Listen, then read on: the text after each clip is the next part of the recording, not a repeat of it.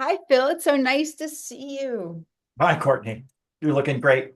So are you. You look so, you're getting better and better looking. I like your, I wait, I'm so grateful I don't have young boys. Like I keep on saying that, but I actually am so grateful I don't have boys because I would have a really hard time getting their haircut because it's not so easy to get a men's haircut or a boy's haircut. So I like that your hair is growing so long and it's kind of, you have great hair. You have just great everything. Thanks. This is the first time in my life where I am free from feeling that I need to have a haircut. So it's really a little bit of an act of rebellion for me just to not go to the barber. I don't know how long it will last, but I'm enjoying it. It looks really, I wonder if we, you know what I was thinking? I wonder if we mess with ourselves too much. Does that make sense? Like we are always trying to fix ourselves in some ways. So I like the rebellion. I feel like there's a message in it to really love yourself, see how gorgeous you can be. Yeah, well, thank you. I always, it's when you're working in an office or an organization, or even if you're not, I think if you're in in a career, then sometimes you have to do things for your career, and that's totally fine. I'm just taking a pause from that, and I'm enjoying it. Yeah, I wonder like the rules we follow, right? Like we follow rules based on where we where we spend our time, right? I mean, in an office, there's probably rules. I like you with no rules. I think it'd be very fun to see to watch you. I don't know. I like the hair a lot. You have Thank you. great hair, and it's so rare, right, for men to have great hair. Well, thanks. Well, the teachings of Kundalini yoga suggests that men grow their hair out, not cut their hair and let their beard grow because the hair picks up on subtler energies, higher frequencies, etc. That Um, Wait, that they, actually makes sense because if you think about also it protects your face, like it protects your face. So that's very, I could see that. The hair it would be energy. It would maybe block the energy that's negative coming in, but it could frequent get the higher frequency. Wait, that's actually very interesting. I wonder why men have facial hair and women don't. that's a really good question. There must be a higher purpose for it, don't you think so? Oh, yes, absolutely. I think it's because men can see their pretty faces more easily. So it's Wait, men can see women's prettier faces, or yes. Yeah, so beautiful faces. It's easier to see the whole face. yeah, This is that was what I this, hated about the masks. I couldn't see yes. people's face and their mouth, and it really bothered me. I thought, this is what I thought, how much we could how much more bad we could do when our face is covered versus when people see you. Does that make sense? Yes, absolutely. And there is it's really important that we see those facial expressions to pick up on subtleties. I have a niece who gave birth to a boy, you know, during COVID, and he had some learning challenges with speaking because as he was developing, the lower half of everybody's face was missing from because of the masks. Well, And it also was they very, don't smile. You don't see people. Think about when you see a baby, you smile and you say hello. And so you're naturally talking to them and they talk back to you very young when you're speaking to them, like even if you're a stranger. Oh, that would make sense. I wonder if all kids are a bit delayed in that sense. well, yes, because we were all concerned and she brought him to a doctor who explained it to her that they're seeing lots of kids his age with the same situation, and it's just going to take them a little bit longer to catch up. Yeah. I mean, every time I see a baby, it is amazing. It's like I know them. I feel so connected. And so I always speak to them. It's my natural instinct. So they wouldn't see us speak. Yeah, I think it's a very it's so sad to see how many things because we're going to look back in history and think how many things we could have done differently. Yeah. And I think that's I've been thinking so much about that history and how how much we don't learn from past history, Mhm. right? Yeah, we forget. We forget all the time. I forget all the time. I think that's why I need to do things over and over again, like practice yoga or whatever it happens to be.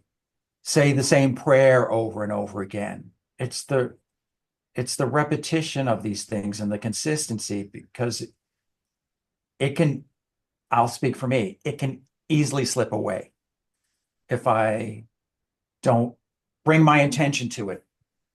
Well, I think we could easily so go back into our habits of being ourselves, right? Like our habits of that mind and that and just yeah, like the stuff that was not good. If we're not Mhm. really conscious and we're not really intentional about everything we're doing and where we are, where I was thinking about that, right? Where we are we actually where we are? So I really look forward to being with you because I always feel like we're really here to get together. It's Mhm. always a nice time. And I feel like it's and maybe what I was thinking is that by opening this space up and being here together, that whoever's listening to will feel very present just by our energy being present and choosing to be here and being really happy about being here. Because I was very excited to see you and spend some time with you.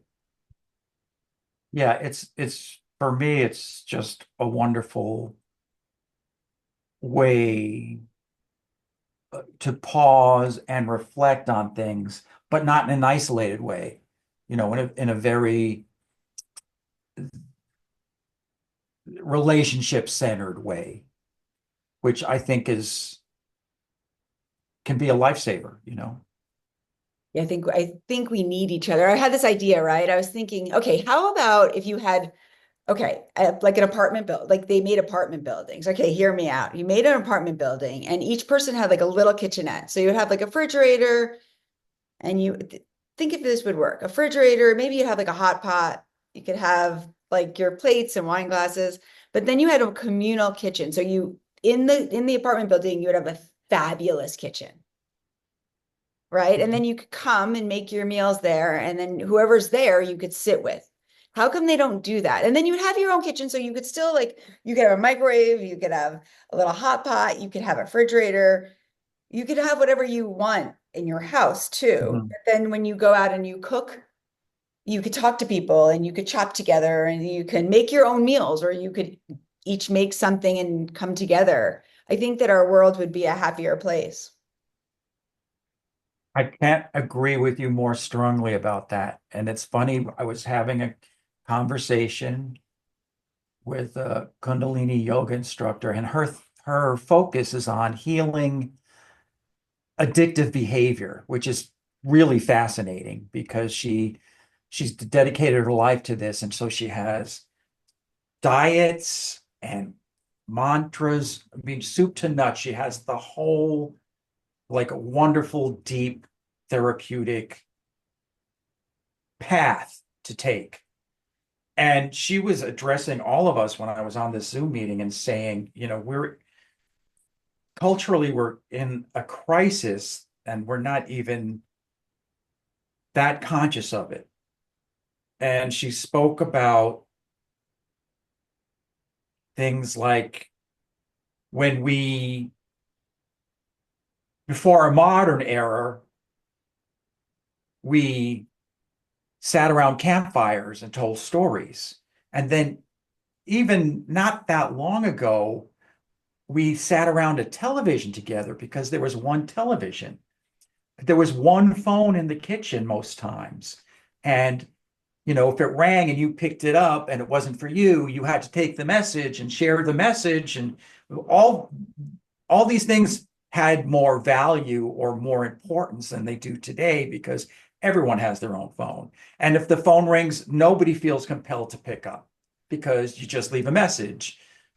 But I can remember when I was young, when the phone rang, it was kind of a big deal because you wanted to find who it was and what it was about, because there was See who information. it was. You couldn't see. It didn't have like maybe like car ID was a thing like for a little while, but you couldn't see. So then you didn't know who was on the other line. And then you're excited to pick it up. And then you would have to talk. So say if you called for me or if you called for someone else, you were right. You had to talk to that person. You had to say hello. I remember my daughter actually one of my daughters had a really hard time calling people. So she had to practice because she just wasn't, it wasn't part of her. I mean, it just wasn't part of her everyday life is just picking up the phone and having a conversation with somebody because I really miss a home phone. I don't have a home phone. I loved a home phone. And when we moved, we couldn't get a home phone. It would have cost us too much money because we had to get a whole, they would have to, it just, we couldn't get cable. We couldn't get a home phone. And I like a home. Do you have a home phone? No, I haven't had for years, but I remember again when I was a kid, every home had the kitchen phone. They Yes. might And have the another long phone cord. Do you remember the long with cord? a long cord. I was talking about a show the other day, and that is exactly what it was. I had to find out what the show was. It was so funny. It was like this old show. You'll know it because it's like you'll know it. I mean, you might be still a little young, and it just was so funny. Mhm, Humor of the house was very funny, and mhm, the laugh was around the telephone. He made it. mhm. So it's so funny that the telephone conversation's coming up again, but it was I think we're missing out on a lot of little details. I think we are in a crisis. I think we're in a Yeah. crisis of not really appreciating the people around us, right? Mhm. Not appreciating every single thing that we have around us, right? If anybody, just seeing people, everyone just seems to be looking down and not loving one another. And I think we're ready to love one another again. Yeah. And if we don't, we're going to hurt so much. Yes. And we definitely need that jolt that any interaction gives you. Any interaction. Walking the dog, going to the post office, crossing the Somebody. street. Like when you go to the supermarket, actually saying hello to the cashier and thanking them for showing up. I will not go to do how do you I will not go to a checkout counter where there's no person. It is bothering me so much. They keep on getting more of them. Yes, yes, I'm yes. like, we need people. And Mhm, if I'm not going to go to your store, I mean, I literally will wait at CVS. I will wait 10 minutes to mhm, not. I would rather wait and have someone mhm, come to the front to check me mhm. out than go. I'm not promoting that at all. So if Yeah. you go and you don't go, they'll stop making those things. And I think they are. The trend is going back to removing them. And I tell myself I am 100% old fogey when it comes to that because I do not I find it demeaning that this machine is telling me to press some buttons and I have to obey the machine in order to pay for my, you know, whatever it happens to I need, shampoo or whatever it is. Um, it's just yes, I so I will wait. I'll wait and have a chat with the cashier, and that those exchanges are really, really important. Well, I was someplace and then I saw the same woman again, like the next day, and it was very rare. I mean, the chances of seeing the person. I thought, I wonder if so much of our relationships, even if it's just seeing someone in a random spot, are karmic. Like, how Mhm. do I know that like I was supposed to see that person again and care about that person? Who's to say it's not a karmic relationship, even if we're not going to spend so much time together? But how important it is that we see each other. Yeah, we're missing out on really loving one another. And we are ready. Okay, so I am not a Kundalini person. Years ago, I did Kundalini, and I'll say I think it was one of the things that did wake me like very much. So I'm very appreciative of Kundalini. So, but I was in a store and I heard, do you know the song by Belinda Carlisle? Ooh, heaven Oh, is. sure. So have I told you this that she has a Kundalini CD? Yes. Yeah, Yep. I was thinking about her the other day and thinking about how how connected she must be, just because like in the 80s or 90s that she's saying, ooh, heaven is a place on earth, and how we can truly live heaven on earth if we want. Mhm. We could literally, each one of us can choose to live our lives thinking that we are in heaven. Yep. And it comes from within, we don't need an intermediary to connect us with our source or with God. We can create that directly with our source just by, well, for me, practicing exercises and following in guidance that's ancient guidance and doing it on to the best of my ability. Then, you know, energy starts to flow, my heart opens, the energy shoots up the Shushmana and hits my pineal gland. And this has happened to me. I don't talk about it a lot, but I've experienced that state of heart opening where you're just feeling for compassion for everything. And, it's not with me all the time, you know. In fact, not nearly as much as I would want it to. But the fact that I experienced all that for myself, that all the teachings and the things that I heard in Kundalini classes that I dismissed or that I was skeptical about, and then experiencing these things for myself was miraculous. I think that's the only word that I can think of because I never, I never bought into it hook, line, and sinker. Today, when I hear ideas or teachings, I just say yes. I don't, I don't start to scrutinize it. I just say yes. I don't think that much about it or try to tear it down or compare and contrast or use all the critical faculties of my mind. And that's a huge, huge leap for me. Yeah.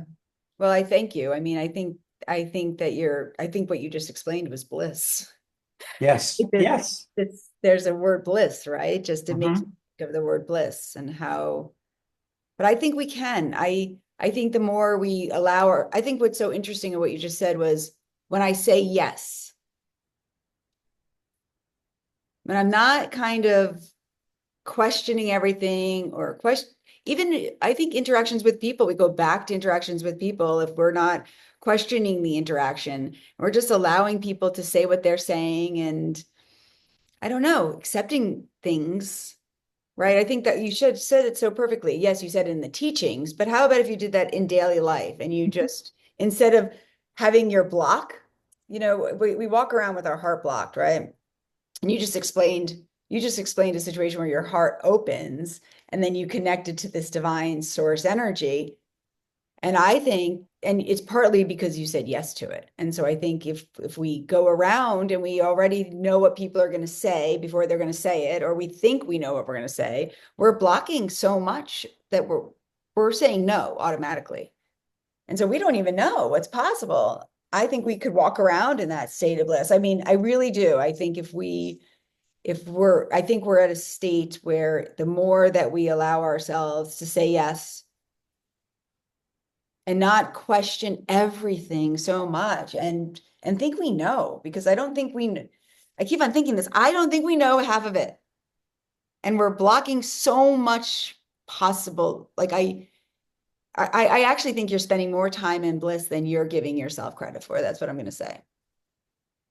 Yeah, well, certainly more than I would have if I had not chosen a path that would lead me to this. I mean, there's lots of ways to experience this. I mean, I found my way. There are other ways. I do it differently. I mean, I Right, don't do Kundalini, right. and I know what you're saying, and I'll say, well, I think once you wake up the pineal gland in general, I do think it's easier to connect to it. So I think you have to find the first thing that opens up the pineal gland, right?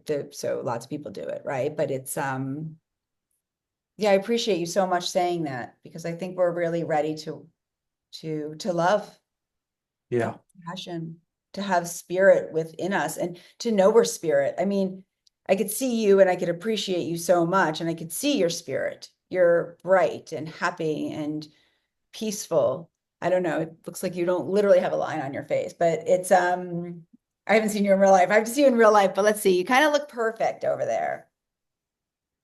Thank you. Believe me, I have lines, and that's cool.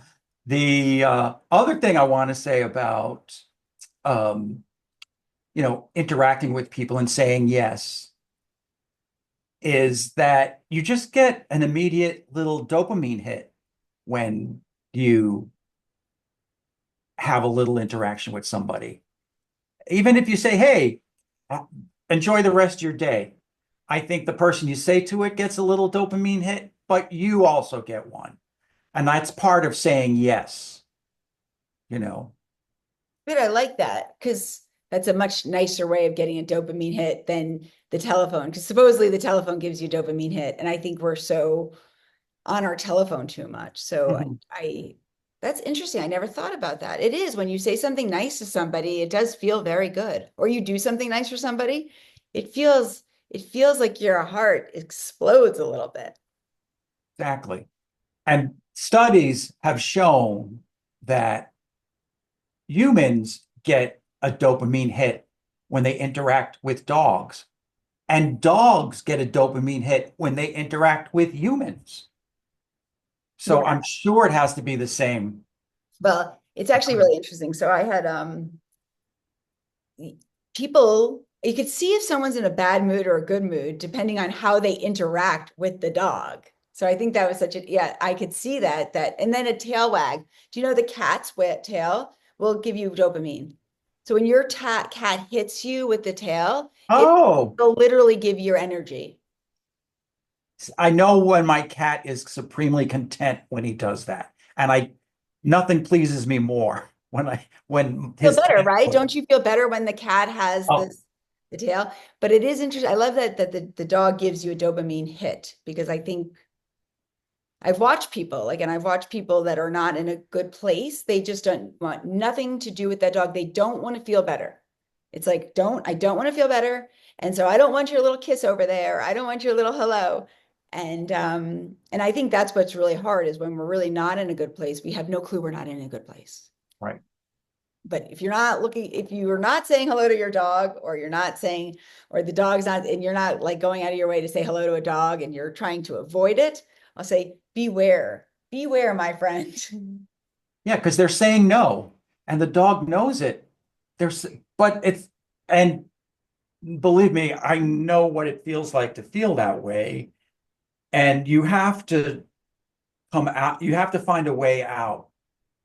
And sometimes that's something that you have to do on your own because, I think you can only do it on your own. right, I have it's one of my arguments that I've gotten into, is that, you have to get out of the dark by yourself. There's nobody that could take you out of the dark. I mean, someone could help you, right? They could flash a light. I like to think of a cave, and you see the light so you can know to go straight. So somebody could help you and you could maybe get there, but you have to choose to walk out. You have to see that you're in it. I mean, there's the gift. I'm wondering, I don't think people listening to this are in it, but maybe they are. And so if you are, I think that it's doing things for your energy. I think that we have to go back to the very basics of, maybe we're just all energy, and what we're spending our time doing with our energy. So And if you're watching the news, your dopamines will, it's your energy will go down. If you're doing stuff that you don't like to do consistently, mhm. you know, plant a and garden right now. I mean, that's what I was thinking, right? We're going into spring. Plant some seeds. Flowers make you happy. I'd be out, get some sun, just walk, walk with in the trees and get some sun. And when people go into dark places, and I've been in dark places, sometimes you can resent the very people who are trying to help you because you're just that no signal is so strong. It's like they can't get to you and you can't get to them. And that's why the work has to come from within. You really have to dig yourself out. There's lots of people who can help you and tools you can use for that. But if you don't change your your internal energy by not being so closed off and resistant, then no amount of support can help you. And I've seen that over and over again. You just want to shake the person that you love and say, what can I do? How am I, how can I get through? And after a while, you see that they have to break through their own mindset. They have to work through it and process it and bring intention to it. Many times they're looking here, there, and they want you to do that too. Look over there, look over there. No, not me, them, all of that stuff. And you go along with it. But after a while, you can pick up patterns. They're repeated mental patterns that prevent them from surrendering to their situation and just digging themselves out of it. Yeah, I like that, digging yourself out of it. Well, I think about right now, we just went to the sun went into Taurus, and we're both into astrology, and how important it is to be outside and to be in nature and to get air, right? To get air and to ground yourself and to do anything that is makes, like, I don't know, I always think of like Taurus as like richness, like the richness of life, like just appreciating the good in life, right? And we don't have to spend a lot of money to have things be really good. I don't know if that makes sense to you, but right, I just think there's something to it, really appreciating good things. But nature is just, I think there's no accidents that Taurus season comes when spring is coming and it's blooming and the flowers are popping and the trees are getting greener. I think it's divinely timed. Yes. I that sensual energy around Taurus is very distinct. And I envy them. I envy them that they enjoy things so much. I read Barbra Streisand's Wait, that's autobiography. how big. Wait, did you really read that? That's like this big, and it's I've got about 50 pages to go. okay. I'm so impressed with you. Okay, let me hear. It was fascinating to me, not because she was talking about all her successes. That was great. I loved that. I loved it. What fascinated me about her was that she would talk about how much she enjoyed a chocolate chip cookie, or how much she enjoyed making a pot roast, or how much she enjoyed how the finish on a piece of wooden furniture looked. And this is all very Taurian. Well, does she have a Taurus sun? Yes, But and what's so interesting is how important her house is. Like she really made her house very beautiful, right? Like it's colonial. so interesting and appreciating everything. That's, I think of Taurus and food. I think that's interesting that you said that because right away I was like, maybe I'm going crazy, but I do think there is something with food and that energy. She'll talk about material, like material that clothes are made from, and how much she would find something in a secondhand store, but because it was made of this certain material that she had an emotional connection to it, that she really had a deep appreciation for these things. That's not in That's a me. great tourist word. That is a great, okay, that's a great tourist word. Because appreciation, Yeah. appreciate what like you think about money, right? What you appreciate appreciates, right? And Mhm. tourist is a lot about money, right? It's like but it's what you appreciate appreciates. That's beautiful. Wait, that's a really long book. So was it in chapters based on certain aspects of her life, or is it just it goes back and forth? It was chronological. Okay. It started with her young life and, her beginnings in entertainment. It's all really a great read. And I always liked her, but I like her much more now. And that doesn't always happen when I read books like this. Sometimes I get disenchanted, but I feel like I really know who she is now. Oh, I love her. And wait, her and that Willie Nelson song. Do you know what song I'm talking about? Oh my God. It's like one of my favorite songs, but of course I don't remember the name. And I love her. I mean, my mother listened to her music all the time. And so if I hear her music, it brings me back to my childhood. And Sure.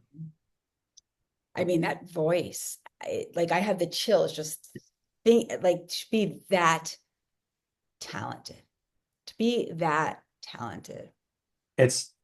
That voice is just unmatched. It's from God. Because I think music is from God. I think the words are from God. I think they're divinely channeled, right? I think how what a blessing it is that somebody will share their voice with us. And she's a shy person, right? I mean, she talks a lot about that, right? She's a very I mean, she's very shy. You wouldn't think so because but I think she has a lot of stuff, right? I mean, I don't know, but it seems to me, did she talk about that in the book a little bit about her own bouts of her in the dark a little bit? She talked about it a lot. I mean, her shyness has a real fear attached to it, and she has to overcome those things to perform. Yeah, and just go And out, I think. I think even just go out into public, right? It's not an easy thing for her. It's yeah, she's not even, she'll talk about being at a dinner or at a friend's house and saying that she'll go into the kitchen and stay there. So it's very, very revealing. does she have children? She has children, right? Yeah, she How many? has a son. One son? Mhm. Where do you know where she lives? I do know she has like a whole did she talk about that about her basement and she has like this whole little store fronts? Do you know this? Oh, you have to go No, okay, you have to go online and look up Barbra Streisand basement storefronts. She has like a doll store. She has like a stores in her basement. It's incredible. She takes you through them. Like so fake but little stores. Like this is in a doll Malibu. store.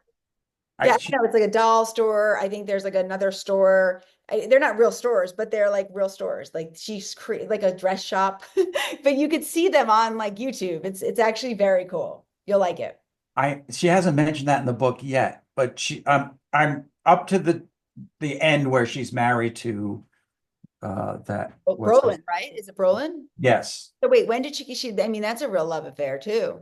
Yes. They've been married a long time, and she talked about meeting Where him. did she meet him? I mean, I'm sure that not because I bought the book, I think. I have a book addiction, so I do buy the book and I just couldn't read it. It was too long, but maybe I will read it. But tell us how she met him. Do you mind sharing that? No, not at all. She was at a friend's house, and it was kind of a setup for the friend wanted Barbara to meet um, Brolin. And she went to the house and immediately went into the basement to play with the kids. And then they sat together at dinner, and it was one thing led to another. But it the spark, the mutual spark was there from the beginning.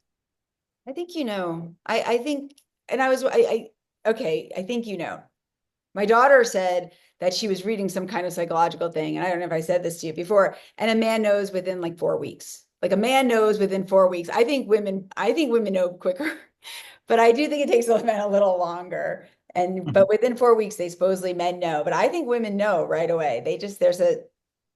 My mother said there's a smell or something. Like I think that's so weird, but I always think, could that be? Like there's it's like if you don't like someone's smell, you can't be with them. Mhm. Well, Experienced that before where you just knew right away that that would be your friend or that would be your lover or anything like that? yeah, I think that happens to men all the time, where they just get hit by Cupid's arrow. I mean, it's just like that. You know, marriage is, I don't know. I hear a lot of people say, I knew right away, or there was just something. No, I knew right away. I mean, I knew right away. And I always thought, then I wonder if I knew right away. And then how about if they didn't feel that way? Hmm. Right? Because you can't control how the other person feels. Hmm. And that's a big yes. So that's a really, okay, talk about being a yes, how hard it is actually to open your heart and allow yourself to have that feeling that you would love somebody. I think that is one of the hardest things because you could easily get hurt. It's a big, big gamble, super big gamble. I think at any point, I even think if you're married for a long time, where you're because I'm married a long time and it's like moment to moment, do you choose to open your heart and love that other person and feel safe? And that's another Taurus word. I think that's how important it is to feel safe. Hmm. And we don't Absolutely. always feel so safe, even if you're married a very long. And by the way, I'm not saying this because I don't feel safe, because I do. I think it's so funny when I say things, people are like, oh, she doesn't feel safe. And I'm like, no, but I'm very aware of my feelings and how it's so easy to block our hearts and not say yes and to have a problem. Yeah. And this the phenomenon of falling in love. The, falling is a perfect word because you're not completely in control. You're off balance, and you suddenly this other person is taking up a lot of space in your mind and your heart, and there's definitely a feeling of not being in control with that. I think what you just said is so interesting about falling, because I feel like we're in a period where whether it's not falling in love or falling in just what you're doing, there's this feeling of being falling off a cliff almost, of like not being able to control what's next. It's a good metaphor. It's just literally like it's feels like you're falling because you can't control anything. And that's when you're falling in love. You can't actually control your feelings. But I actually think this is kind of happening in our society with everything that we're going through. We're falling off the cliff, and it's like a free fall of, and everyone just wants to hold on so tightly, but maybe we're really meant to say yes. There's a book, right? I think it's Rhonda, the girl who wrote Grey's Anatomy, right? Rhonda, she Was wrote, it Grimes? Is it Rhonda? I think she wrote a book called Just Say Yes. And I keep on Oh, thinking about that, right? Just say yes to everything. it's a great it's a great way to live, I think. To I don't think I say yes that often. I mean, I don't know. I'm gonna maybe I'll try that. Maybe I'm gonna say yes. I mean, I don't get asked that much. Do you get asked that much? I don't think so, but I do know that I'm basically a skeptic. You- Are you? This is I'm I, less. I don't think of I'm you as a skeptic. Like I think of you as a guy that says yes. I'm a converted skeptic. That's better. That's more accurate. I appreciate you because my husband, I think my husband's a skeptic, and he's a skeptic, and he doesn't believe so easily. Hmm. And so when I think of you, I don't think of you as skeptic. So I think there's hope then if you're saying that you used to be and now you're not anymore, because I don't see you like that at all. Oh, definitely. I have changed, and it's very liberating feeling to just let go a little bit. If I'm not trying to win an argument with anybody, or I'm not trying to make people believe what I believe. I want to share what I believe, or I want to share who I am and share my experience, and then let it go. If it connects with somebody, that's great. If it doesn't, that's not going to stop me from sharing. I think what's so interesting is what you just said. You don't feel like you have to prove anything to anyone. Right. And I think I was thinking this, if you actually know, when we know, Mhm. you don't have to prove anything. It's like, why? Like, it just feels like it's too much work to prove something. And if we're just, I feel like there's this idea of like you're putting your dukes up, right? Hmm. Well, putting their dukes up, you have to prove it. If you have to prove it so much, maybe it's not so true. Yeah. I used to be a little bit hesitant to talk about things like chakras and things like that because of the way I used to think about them. But I know more What do you now. mean? Well, how did some people don't even know what chakras are? So it's an interesting thing. So I know we know what chakras are, but what did you used to believe that there was no such thing as chakras, that you were not connected to? I didn't think that there were energy vortexes around me. I didn't think that, but Do now I know that do you think you need to be in a place for a vortex, or do you think that you could get a vortex within you? yes, these are for me, chakras are step down converters. They convert energy from higher frequencies and they bring them into your body so that your body can use them.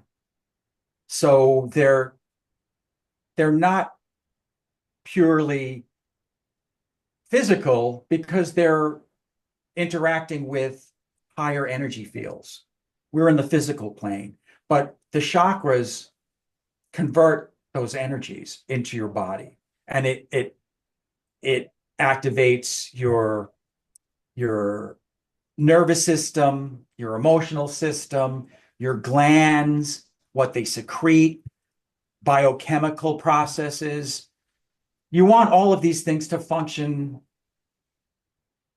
optimally.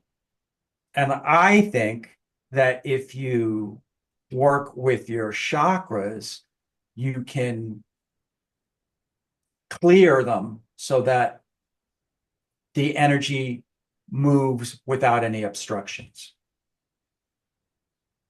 I love it. I love it. I was thinking, right, when you said that, you can even just go hug a tree and ask to clear. If you ask the tree, no, I'm serious. If you ask the tree, can I hug you? And then you could say to that tree, could you help clear my chakras? Like, you could do that. It is that simple of asking the divine energy around you to clear you. I mean, I help people clear their energy a lot, but you can do it on your own very easily.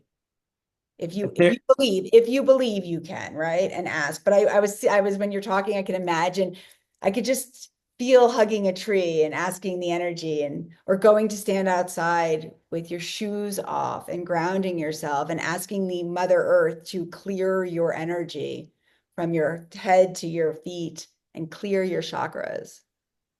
your body is interacting with those many levels of higher frequency energy. We're just one plane of energy, the physical plane. It's very dense. It's not it's because it's dense, it can't move or change very quickly. But at higher frequencies, you're talking about things that aren't that impacted by distance or time. They're just at a higher frequency. So they're just moving in such a way that they can behave instantaneously. So if you're working on a chakra and it's like you're wiping away the dirt, then you're you're picking you have the ability to pick up a lot of really powerful energy that works in a subtle way, right? Because it's a higher frequency. So, chakras are associated with colors and shapes, and those are all accessible, but it requires, a lot of meditation and intention to connect so that they become more manifest. But really they don't exist on the physical plane. Well, maybe there's no proof, right? It goes back to, Right. right? Right. We can't see them. Can't see them. That's But what I go back to what we can't see, right? It's maybe there's just so much we're not seeing. So much we're not seeing because of our own mind and our own, and what you said, seeing no, right? Because even just as we're talking, I could feel the energy through my body. Just I do. I always feel very uplifted when we speak, and very I like the word excited. Okay, so inspired. Do you know the word inspired is another word for in spirit? It's mm-hmm. there's spirit within us, right? And when we can talk like this and have these conversations, or even hear these conversations about chakras, and to think about, but right underneath your belly button, right? And to think about the chakra here, right between your eyes, and this opening, right? Just even the awareness that we could think about it or call notice to it, or our heart opening chakra, right?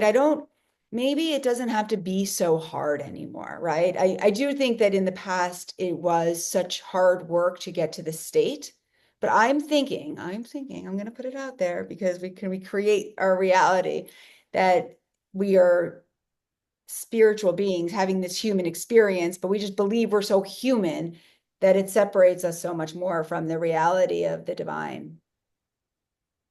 Yep. But you open my heart just by being you. My heart chakra just opens because I feel so calm around you. I feel very true to myself around you. I don't have to put on like a I'm not trying to be anything, which is so Mm-hmm. nice to me, which is rare, right? I mean, I'm working hard on that with most people. Like I'm so tired of putting a mask on and just Mm-hmm. being either just being here, right? Not knowing what I'm going to say or what I'm going to do, but just enjoying the moment. And I think when we are just being without trying, there is free flow of energy that we're capable of connecting to.